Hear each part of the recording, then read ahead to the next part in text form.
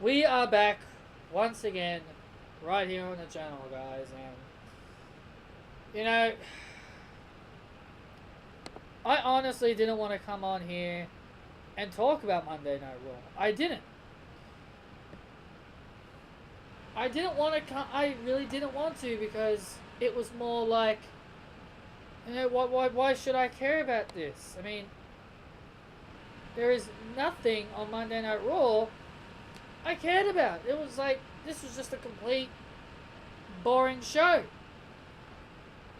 Now, before I get into anything else, I want to talk about The Undertaker. I want to talk about The Undertaker coming back.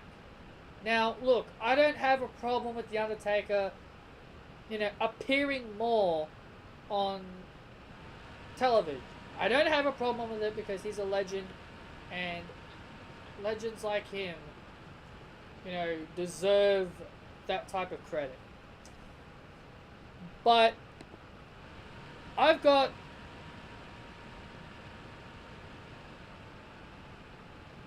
something to say.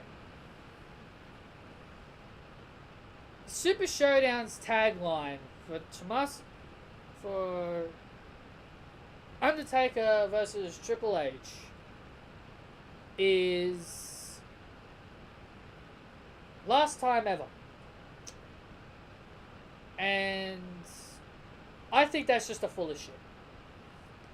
That tagline is nothing but full of garbage. Why? Because The Undertaker reveals that Kane is going to be in his corner at the Super Showdown when The Undertaker takes on Triple H, because he knows that Shawn Michaels will be in Triple H's. I have a problem with this because that completely destroys the last time ever quote. And I don't want people telling me, oh, it's a tag team match. When they mean by last time ever, they mean last time ever, one-on-one, Triple H versus Undertaker. No, that's not what it means at all. Last time ever means last time they are ever going to face. They are ever going to fight each other. Because at this stupid Saudi Arabia show, that there was a report going around that at Saudi Arabia, they were going to have freaking DX reunite to verse Undertaker and Kane at Saudi Arabia. That completely kills the entire last time ever tagline for this match.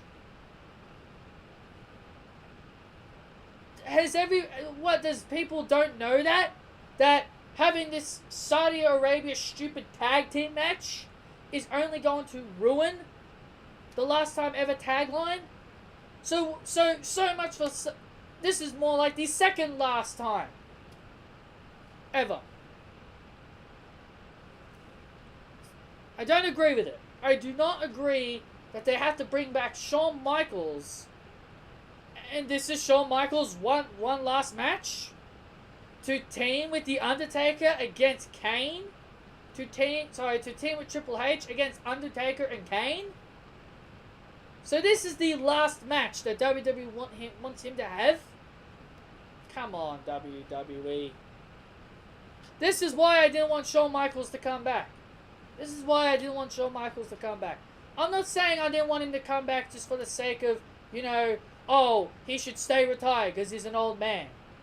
You know, he kept his word. He kept his word all these years that he will not return. He will not return. I will not return. He has said that over and over again, that he will not return to the ring. So because the king of Saudi Arabia, or whoever he is, that the king of Saudi Arabia told Vince that he wants Shawn Michaels. Just because you want Shawn Michaels doesn't mean you can get Shawn Michaels. This whole Super Showdown match is pretty much worthless now. Because this tag team match is most likely going to happen now at Saudi Arabia because of what we're just seeing. That Kane's coming back.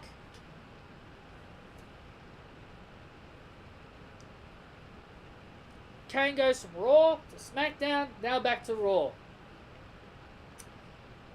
There's no superstar shakeup, guys. There's no superstar shakeup this time. What excuse are you going to come up with this time to why Kane is on Monday Night Raw? You can't say Super Showdown. You can't say superstar shakeup. You can't say he got traded for somebody either, because that's just a load of crap. I dare anyone to try and come up with a reason to why Kane's on SmackDown now. We're coming to Raw now. Drew McIntyre versus Dean Ambrose. Who really cares? Drew McIntyre got the win here. Oh yeah, and also, I should also mention, before I forget again, because this is my second time doing this video, Acting General Manager Baron Corbin announces Crown Jewel, Saudi Arabia, yet again, Crown Jewel. Brock will get his rematch in Jeddah to verse Braun Strowman and Roman Reigns. Who cares? And Baron Corbin also booked himself in a title match against Roman Reigns. Who cares? Like I said, Drew McIntyre defeats Dean Ambrose. Okay. I guess that's one good thing, that Drew McIntyre got a victory. Chad Gable versus Victor. This is the third week in a row we're seeing this. Third week in a row we are seeing this. Victor attacks Chad and Bobby after the match.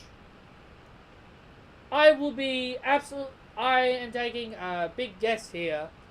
I'm making a bold prediction here. I am boldly predicting Bobby Roode versus Connor. Bayley versus Dana Brooke. Bayley got the win here, obviously.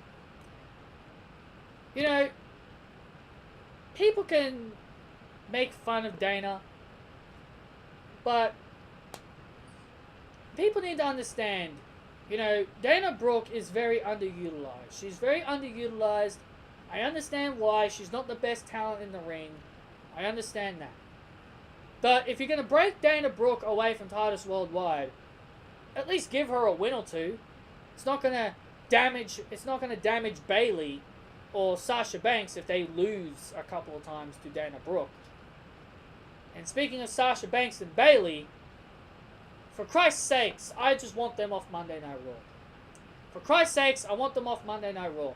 I am sick and tired of both of these women being on Monday Night Raw. They have been on this brand since 2016. Vince is not doing anything with them. WWE is not doing anything important with these two. If these two are going to be on this show, they need to be hanging around the Women's Championship. But considering that they're not hanging around the Women's Championship, why should they even bother? Why should we even bother caring about these two if they're not hanging around the Women's Championship? But no, WWE would rather have the Bellas hang around the Raw Women's Championship. Get these two off of Monday Night Raw. 2019 better be the year that Sasha Banks and Bayley go to SmackDown Live. And Jesus freaking Christ, just send them to SmackDown, Vince. Send them to SmackDown so you can get your precious Charlotte Flair on Monday Night Raw. Once you get Charlotte Flair on Monday Night, once you move Sasha and Bayley over to SmackDown Live and get Charlotte on the Raw brand, I won't care. I will not care. You can have all the fun you want. You can have all the fun you want. Just Jesus freaking Christ, move Bayley and Sasha to SmackDown. For the love of Christ. Just do it. You're not doing anything with these two. Why should they continue to be on Monday Night Raw if they're not doing anything? AOP, they took on two more jobbers. Great. Where's the B team? Where's the Revival? And where's Heath Slater and Rhino? Where are these teams? You got 3 teams that you can use to verse the Authors of Pain, but you choose not to put those teams against the Authors of Pain. But no, we would rather see a squash match. I freaking hate squash matches. WWE constantly doing squash matches has made me hate squash matches. It's ridiculous. Obviously, the Authors of Pain defeat these 2 jobbers. Seth Rollins versus Dean Ambrose. I wish it was Seth Rollins versus Dean Ambrose. Seth Rollins versus Dolph Ziggler for the Intercontinental Championship. Who cares? Seth Rollins won. Who cares? This is the 16th time that these 2 have versed each other, so who really cares? Ronda Rousey. She wanted to do an open challenge. And Nikki Bella was... Oh, Nikki Bella, man. She is dying to challenge Ronda Rousey for the Raw Women's Championship. They're definitely hinting it with that statement. Natalya just told Ronda, just go out there and you'll never know who's going to come out. Ronda does it. She comes out, does her open challenge. She also praises Alexa Bliss. Thank you, Ronda. I do appreciate that. I do appreciate you praising Alexa Bliss. And then out came Natalya to accept Ronda's challenge. And I see this more as a troll. You know, people like to talk about the Braun Strowman troll that WWE did to us. Well, this is Let's Troll the WWE Universe Part 3. With Natalya coming out, she gets attacked by Riot Squad. And by the way, guys, I knew this was going to happen. I knew that was going to happen. As soon as Ronda mentioned the word open challenge, I was like, yeah, someone will come out, Riot Squad will attack, they'll come in, try to beat up on Ronda, and the Bella Twins will come out. All because of the Super Showdown spoiling this match happening. Yeah, thank you WWE. Now I know the true reasons to why Natalya is not teaming with Ronda Rousey.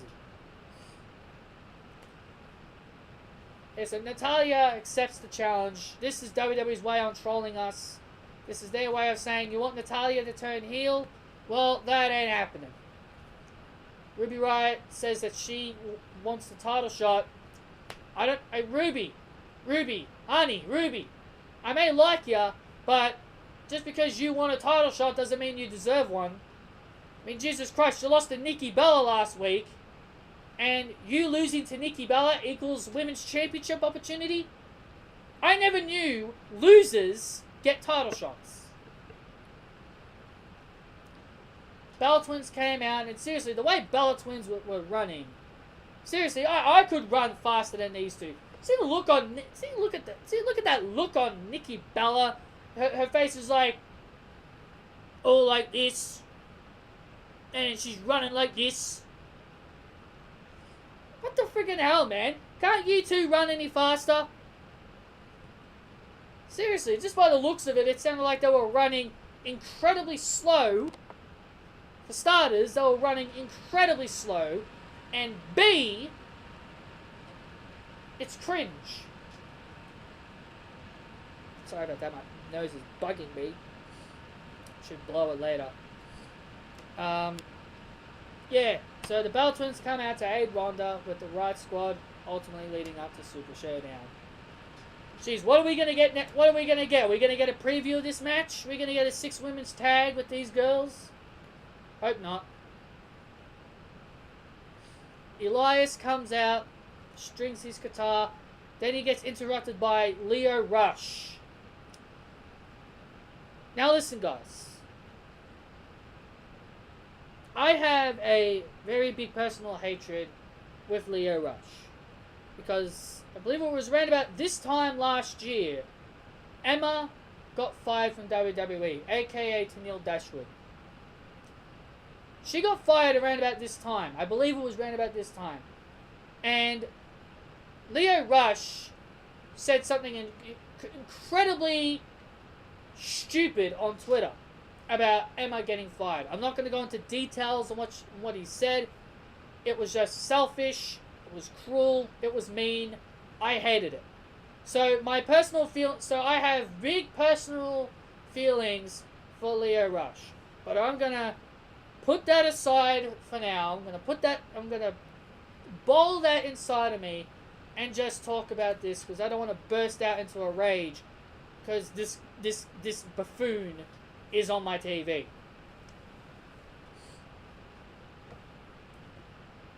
Lio Rush, he introduces himself to Elias. Elias doesn't care. And then Bobby Lashley comes out to battle Elias. Look, I don't mind Lio Rush being Bobby Lashley's manager. I think there's a reason to why they're doing it. But do they really need to pick guys from 205 Live? They can do other people besides people from 205 Live. I don't understand that logic at all. But anyway, Kevin Owens tries to attack Lio Rush. This causes the disqualification for Elias. Elias beats Lashley by disqualification. And I swear, watching Lio Rush and Kevin Owens chase each other, I swear I felt like I was watching Tom and Jerry. Kevin Tom Owens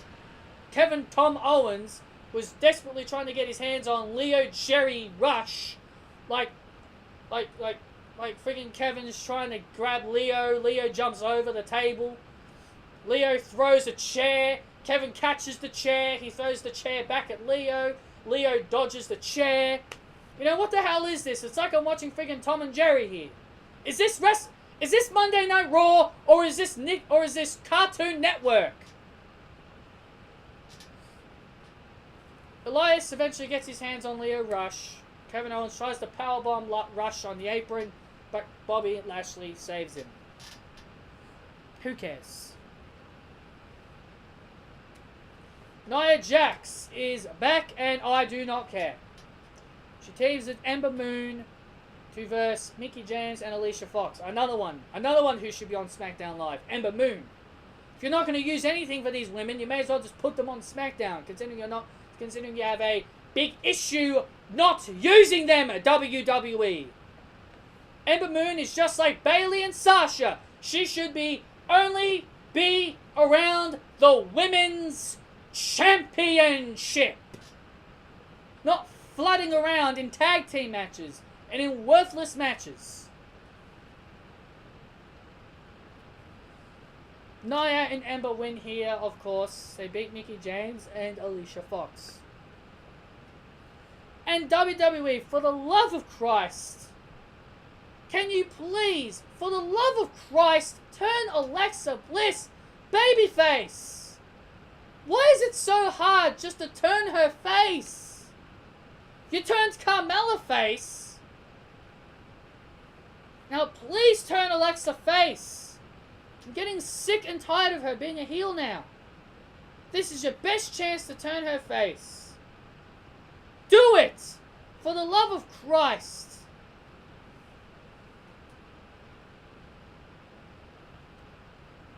And finally, guys, the last thing I'm going to talk about. Roman Reigns versus Baron Corbin. Baron Corbin, he was never going to win this match. He never was. And